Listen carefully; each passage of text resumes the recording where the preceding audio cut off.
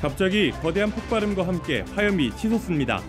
어제 산둥성 진안시 한 건물 앞에 주차한 전기 자동차가 폭발한 겁니다. 업계에 따르면 지난해 중국의 신에너지차 화재 발생률은 만 대당 0.96대입니다. 중국 전체 전기차가 2,500만 대인 걸 감안하면 무려 2,400건이 일어났던 겁니다. 관영 매체들은 배터리의 급격한 온도 상승이 일어나는 열폭주가 주된 원인이라고 보도했습니다.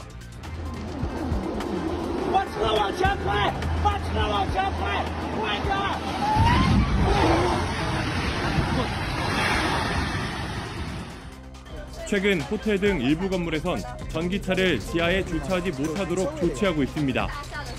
지난달 1일 발생한 인천 벤츠 화재 사건이 중국에서도 비중 있게 보도됐기 때문입니다.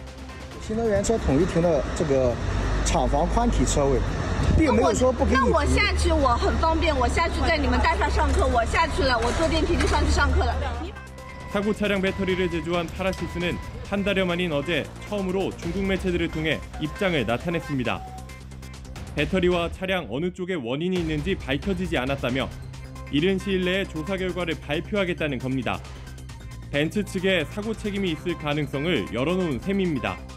2009년 설립해 2차 전지를 생산해온 파라시스는 지난해 출하량 기준 세계 10위자리에 오른 대형 업체입니다.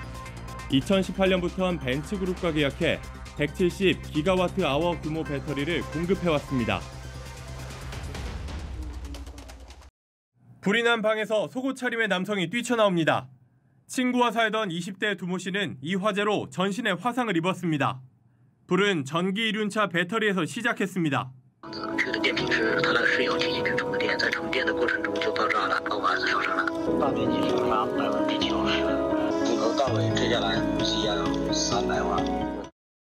지난달 수저우시 전기자전거 판매점에서 일가족 6명이 숨졌고 지난 2월엔 난징시 아파트에서 50여 명이 숨지거나 다쳤습니다. 모두 전기 이륜차의 배터리가 폭발하면서 난 사고였습니다. 중국에선 지난해에만 관련 사고가 2만 건도 넘게 일어났습니다.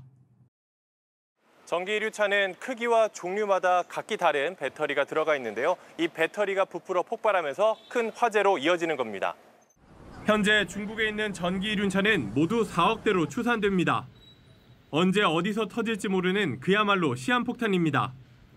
중국 당국은 3년 전부터 주차금지 구역을 정하고 제조업체와 건물관리 주체에 사고 책임을 물리는 등 규정을 마련해왔습니다.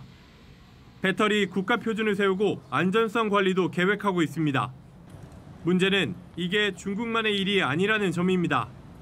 우리나라에 등록된 전체 전기 이륜차는 7만 5천 대로 이 중 절반이 중국산입니다. 중국 전자상거래 플랫폼을 통해서도 쉽게 주문할 수 있어 국내에서도 대책 마련이 시급해 보입니다. 중국 베이징에서 JTBC 이도성입니다. 최근 전기차 화재로 인한 공포심이 상당히 커졌죠. 그런데 전기차, 승용차뿐 아니라 최근 급격히 버스도 늘어났습니다. 우리 도로를 달리는 전기버스 10대 중 4대는 중국산인데 수는 늘었지만 안전대책은 어떨까요? 이자연 기자입니다. 소방관들이 소화액을 퍼붓는 차, 전기버스입니다. 배터리에서 시작된 불을 완전히 끄는데 7시간 반이 걸렸습니다. 1월에 여기 버스, 전기차 버스 불 한 번 났었잖아요. 근데 원행에다가 거의 안 나고 충전에다가 가.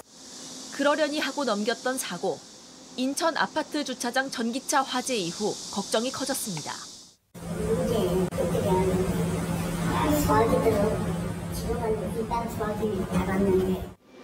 친환경 대중교통이라며 도입한 전기버스, 현재 6,700여 대가 달립니다. 그중 40%는 통상 우리나라보다 낮은 안전기준에 따라 제작되는 중국산입니다. 국산에 비해 2억 원까지 저렴한 데다 국산은 물량도 부족해 중국산 전기버스는 더 많아질 전망입니다.